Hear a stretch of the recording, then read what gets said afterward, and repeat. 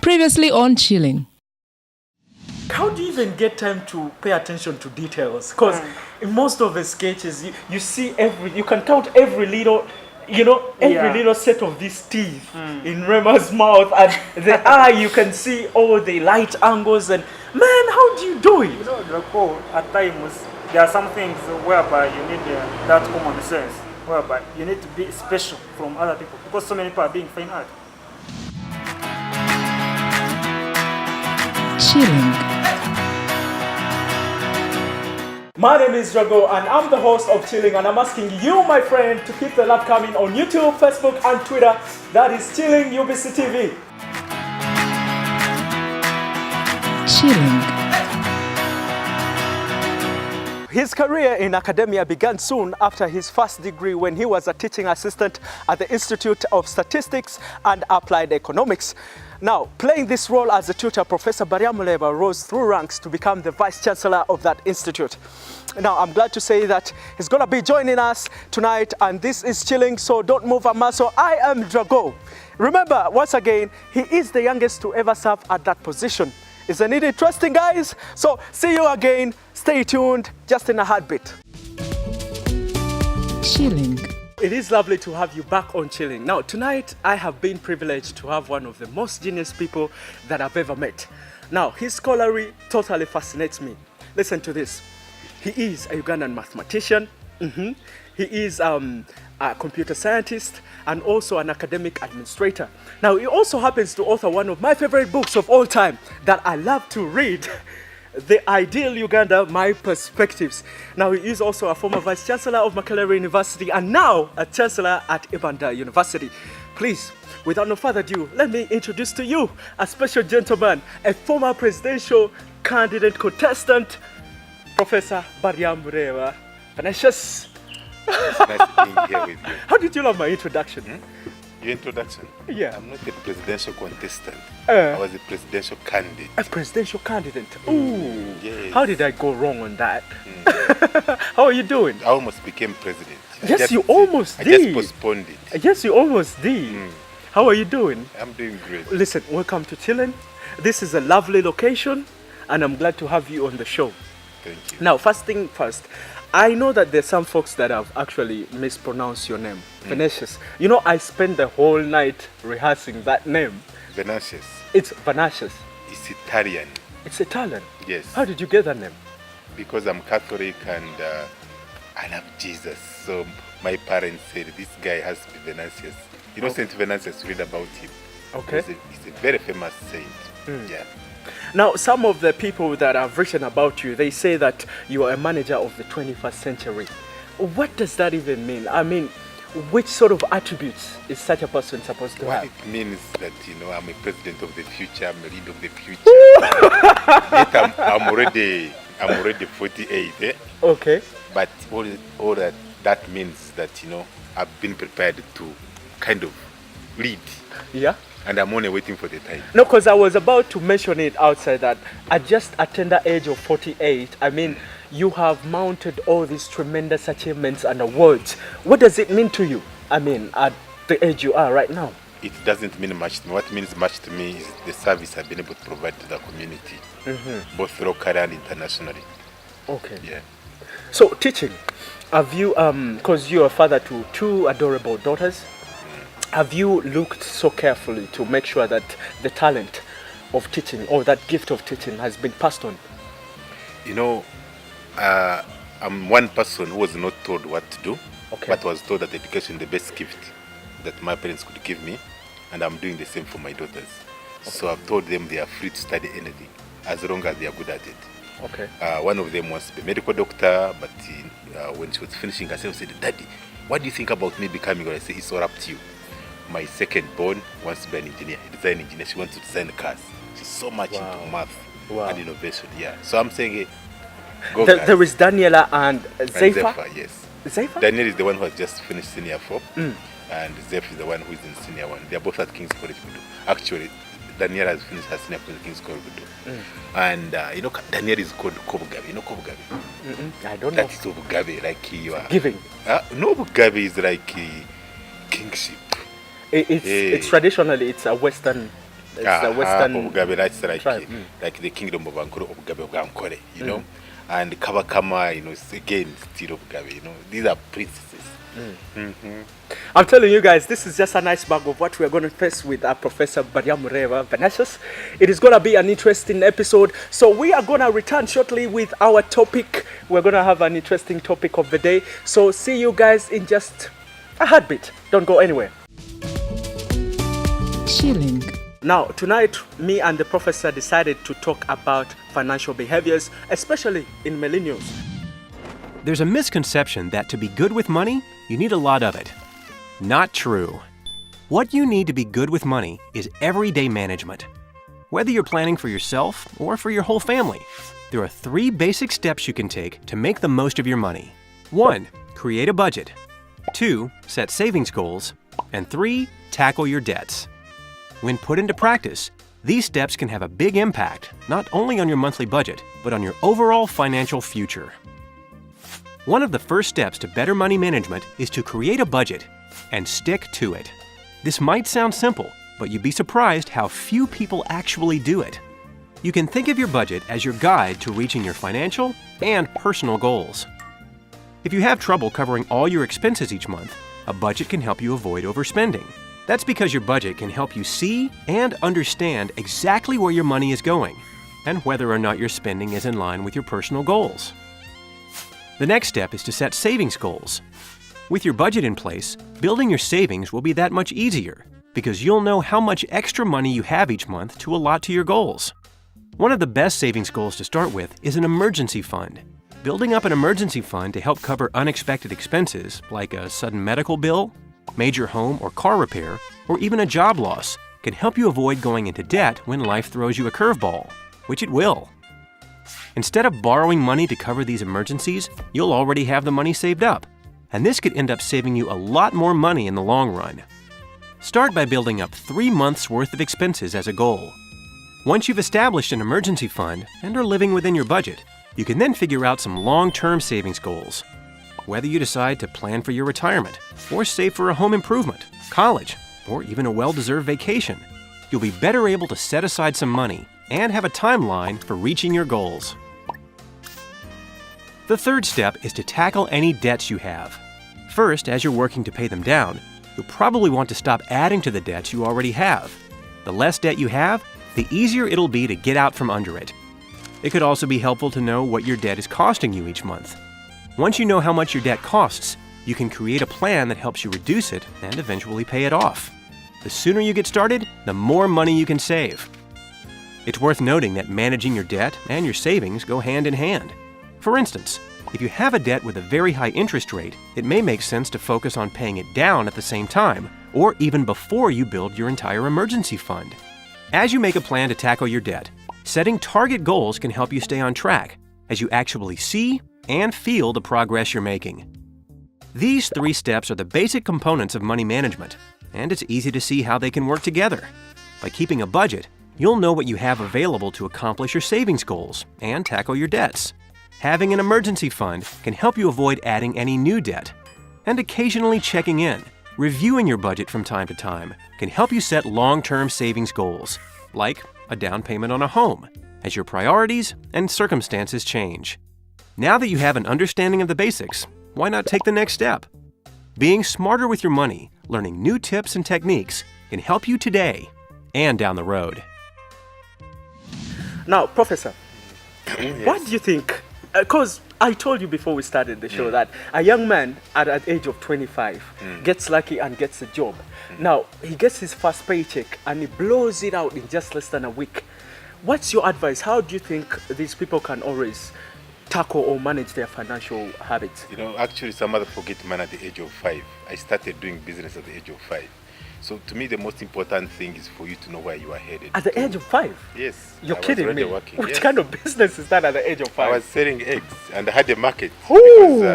Because, I told her that I'm Catholic, and so I come from Ibanda. Near my home, there is Ibanda Hospital, there is Kagongo Parish, there is Ibanda Secondary School.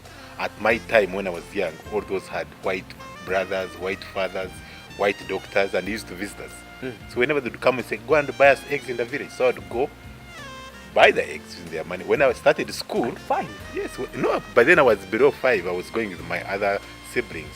So, Professor, are we talking about 5 years old? yes. And you So, would just do this whole... Yes, I started primary when I was 5. So when I went to school, I found the eggs there. I said, this is the same eggs these guys wanted, and they were cheap at school. So I started selling them. I would buy and come and sell to them every day in the evening, and then So your first pay, what did you do? What did you use that money for? Your first pay? No, I started saving. My mother, my father were telling me, okay, they gave me first of all the first capital to buy the eggs. And I bought the eggs, I sold, I made profit. So every evening I would come and sell. In the morning I'd go to school and buy the eggs. I had friends who would carry for me, bring, and then would sell. You know, I was making profit, and they started saving the money for me. Then I started buying clothes, buying this, everything I wanted. Then I moved on and started even farming and so on. So it's all about what you want. I've seen people who get money and then just buy a car when they have no house. They just get money and go and live an expensive life. Like you're earning 1 million, you are spending 2 million shillings a month. It's not good. So the culture of saving is all about knowing who you are. Some people want to be what they are not. So once you know who you are and where you want to be, if you say I need 1 billion shillings in 5 years, you must save it. But the most important thing is that you must save before you spend. People want to save what is left after they have spent. You'll never have anything. Have you ever heard of a term they call where you spend luxuriously? It's called impulse buying. Have you ever heard of it? Yes. Impulse buying. Yes. Where somebody just buys everything. You see, that's why, if for example you have 100,000 only, you will survive for the whole month. If you have 200,000, you also survive. If you have 1 million, you survive. If you have 10 million, you survive. But you can actually spend all that. You can spend 1 million, you can spend 2 million, you can spend 20 million, you can even spend a billion in just 1 month. What it means is that you can spend an amount of money. So if you want to save, you must first of all decide that the money I have earned, I'm going to save so much. If it's let's say 1 million, you tell yourself I'm going to save 50% or 500,000, and then you can spend the rest because you definitely spend it. If you are earning 10 million, you can say I'm going to save maybe 7 million shillings. You save it up front and then you spend the balance. But if you say I'm earning 10 million shillings, I'm going to save what is left after I've spent, you'll spend all of it. How old are your daughters? Just asking. 16 and 13. Do you give them pocket money? I do, and you know what amazes me, whenever I go to visit them and I say, do you need some money? I say, Daddy, no, I still have the money you gave me. So Get you out don't of have to give here. me." I Yes. think you're just saying this for No, the no, show. no, not really. And when they need the money, then I give Wow. them. Even when I leave and later on they need some money, they go to their teachers and say, can I call Daddy? Then they call and I just send them the money on the teacher's funds. But they cannot ask me for money they don't need. When they still have, they tell you, I have the money. Wow. Wow. So, and you know, it's also good to make your daughters comfortable, to make your children comfortable. If you tell them, I'll give you money when you need it, but you need to spend the money very well and so on. So they know that actually whenever they need, they will get it. But also know that they don't have to overspend, you know. So you help them strike a balance. Because that's what I was about to say, that if the need of money is there, why not spend it? No, you see, if they know that it's hard for them to get money from you, Oh, yeah. so they'll keep asking, I don't have money, even when they don't need it. And at the end of the day, they end up either getting spoiled by overspending it and so on. But if you tell them, no, okay, these are the basic needs. When you need money, let me know, I'll give you some money. But you leave them with the money, of course. And then you say, look, whenever I need some money, you let me know. So they know that actually when they need of money, they come to you and you give them the money. Give me your best definition of what a financial plan is. What is a financial plan according to you, Professor? You know, it depends at what age you are. If you're like, if I'm like your age, I need to plan for like a house. I need to plan for the education of the children. I need to plan for a family. I need to plan for like corporate social responsibility, supporting other people who are not necessarily part of your family. I have also to look at what I want to be, maybe 20 years. If, for example, you want to be an MP, you have to save money for you to campaign and become an MP. So your plan will depend on what you intend to spend on in the future, now and in the future. Okay. So you decide. At times you can have part of your plan in forms of investing. You invest your money, like you say, look, I'll put up a farm of goats. 10 years down the road, maybe they have multiplied 100 times, then I have some money. So it's all up to what you really intend to do. Yeah. Okay, how can you teach the youths how to value money? Because, okay, we have seen The only way you can teach the youth how to value money. Each penny that drops, how do you teach them? That one starts from parenting. You need to ensure that kids make their own money to spend. People who get free money, they will spend it. It's like if somebody has $1 million and he just dies and leaves it to the children, and they have never learned how to make money, their own money, they'll blow it up. So you need to ensure that people know how to make money. That's why you will see people, let's say, who go to parliament and they get a lot of money, they feel it's free. They have not really earned it. And after leaving parliament, you find them, they are beggars. Yes. They didn't invest wisely. They didn't even know that actually this money is hard earned. You have to teach people, whether you're earning 1 million, 10 million, 1 billion, you should feel it's hard earned money. You know, for the record, those members of parliament don't get the money for free, you know. They have to see it every session to earn that money. My friends, a good number of them get it for free. That's why you see committees of parliament are always empty. The committee rooms, the plenary is empty until when we are discussing age limit or something serious, you know. So it means that they're actually not doing the work they are supposed to do. Some of them go to parliament and spend 5 years without even making one statement on the floor of parliament. So, yeah, but besides that, all I'm saying is that people must know that if I've earned 10 million shillings, it's hard earned. That's when you plan for it. But if you feel it's easy money, you'll blow it up. Remember Michael Ezra? Many tycoons. There are many guys here, Zari and so on. They have been spending, just spend the money over there. Not even only Mike Ezra. There is also Bar Black, that young lady. Yeah, you remember that was free money. She didn't earn it, so she just spends it anyhow. Yeah. Okay, sir. We are going to take a very short break, and then we are going to return shortly, where we are going to talk about how you can actually finance money. So, see you shortly. Chilling. I'm still here with Professor Baryamureeba, and we are totally talking about financial habits amongst the youths. Now, Professor, before we left, I promised the guys that we are going to talk about how you can actually finance money. Finance money. Finance money. Maybe putting it in a place where it will sort of multiply. How can you do that? Mostly the youths. Are there any plans? Are there any mechanisms that you can advise them to invest their money wisely? Yes, I mean, there are lots of opportunities.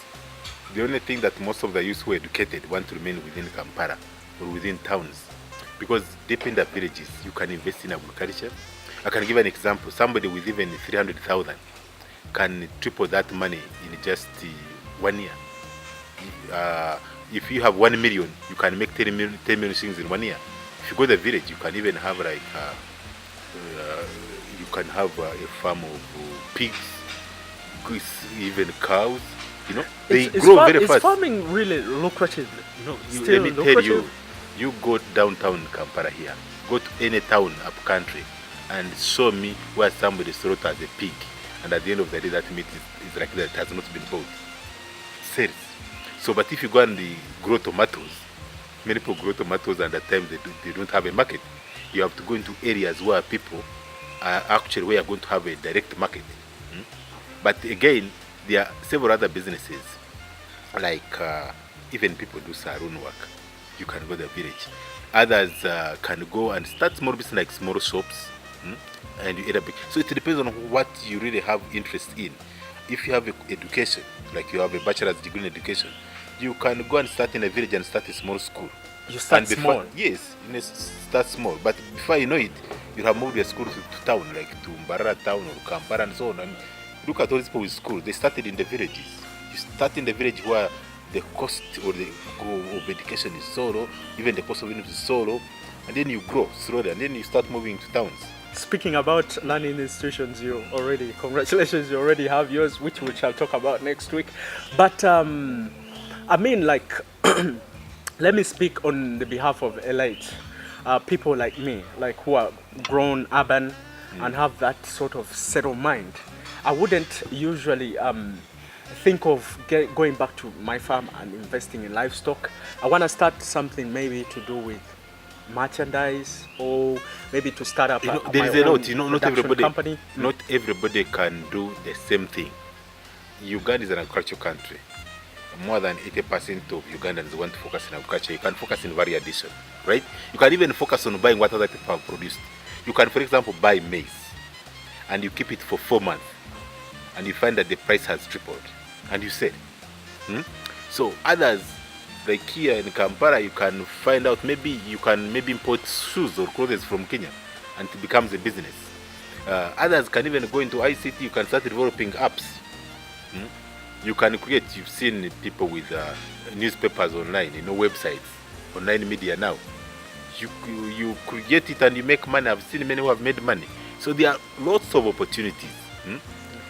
Others can say, look, I want to first go and work for somebody, make some money, and then I start my own business.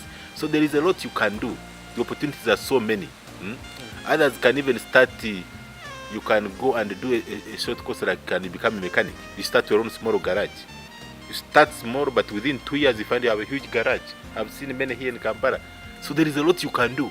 And the opportunities are many, but it's up to you. What is it you are good at? And then you just focus on that and perfect it. Of course, this all happens when the government is behind you. Not necessarily. And you see, if like in terms of policies. Yeah, policy is fine, but in terms of giving you money. No, not giving you. Of course, we can't all be like government here to Yambe. Yes, I've seen some programs of government giving out money to people to promote their startups, to inject it in cash. Like handouts or money given, where they like you have a good idea, you have an innovation. They say there's a good startup, we are giving you money. Take it to another level. You don't do that as government. Government, you create an enabling environment. You ensure that either you set up a bank with a, let's say if you want to support people in agriculture, set up an agriculture bank. So the interest is so low, and that bank has key people to provide technical support. Somebody is involved in agriculture. If you are trying to support small startups like these ICT businesses and so on for the youth, set up a youth bank and put there specialized people who can look at innovations, look at startups, evaluate them, and then are able to give you money but also guide you on how to use it. You get it? So that that bank can even buy equity in whatever you are having. But if it is this business of just I'm giving you a grant, and then you continue putting in grants, and you never get much out of it. You need to ensure there are professionals who are managing the whole process. Yeah. Because you talked about you saved your first money when you were 5, or when you, the one maybe perhaps you got as a commission from your parents. But how did you learn that saving habit? How did you? Because I believe it's something that somebody has to teach you.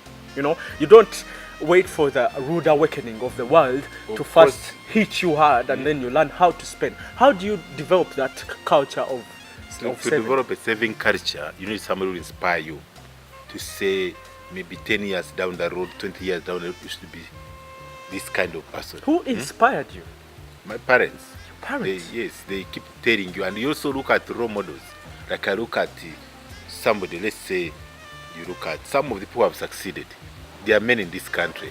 I want to mention their names. When you look at them and say, I want to be like that person, then the question is, how will you be like that person? If that guy is living in a house of $2 million, how will you be like him?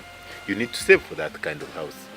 If that guy has a business empire worth $10 million and you want to be like him, how will you get there? You need to save to be able to get to that level and so on. So, but what is most critical is that when you get any money, you should not take it like it's as if it's a gift, like somebody just donated it to you. You should need to take it serious that you have actually earned it, even if it has been donated to you. You've earned it. People don't just get money anyhow. Whether it's a donation, whether you worked for it, you've earned it.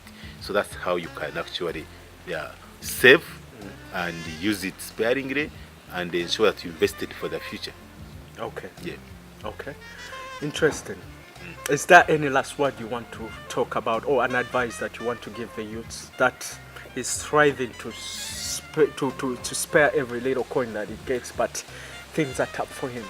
I mean, for the youth, I want to tell every youth that you should take education seriously. When you have an opportunity to acquire education, it doesn't mean that acquiring education means you must get a master's, must get a PhD, must get a bachelor's degree. The education may be even up to senior 4, maybe even up to P7. Education may even be informal, like you are being taught within the community, but take it seriously. Acquire those skills, because what's going to take you to the next level. So Professor's parents helped him to instill the saving culture, and so that's when he started saving his penny up to now. Now he's a very successful man. He's got a lot of lucrative things or investments somewhere that we shall find out maybe later on. So now we are gonna take a major break from here, but we are gonna return next week at the same time. This has been Chilling, and I'm with Professor Baryamureeba Venansius. I hope I pronounced his name very well. I'll see you at the same place at the same time, 9:30. So you can as well go and follow our Facebook page, that's Chilling Ubctv, and subscribe onto our YouTube channel. Then also follow us on Twitter. Professor, do you have any social media follow-ups, like handles? Oh, definitely. Please. My Twitter handle is definitely Baryamureeba. Facebook is Baryamureeba. My website is Baryamureeba. Everything is Baryamureeba. Baryamureeba. Yes. Baryamureeba sounds so botanical. Oh my God, it's an impressive name. Yes. Yeah. All right, guys. See you later next week, the same time. Take care. Next week on Chilling. Professor, as a child, and you're born and raised in Ibanda. Yes. Yeah, that's the place. How do you feel that environment perceives you? Do they look at you as a golden boy? Definitely, but me being a nationalist, I'm actually a Pan-Africanist. I don't focus on just doing things for Ibanda also, but I give back to community. When I finished Senior 6 in 1991, I knew Ibanda Secondary didn't have good teachers. I had to go back and teach math, physics, chemistry from Senior 2 up to Senior 6 for 5 years, not 1 year. From vacation, I continued even when I was at university teaching.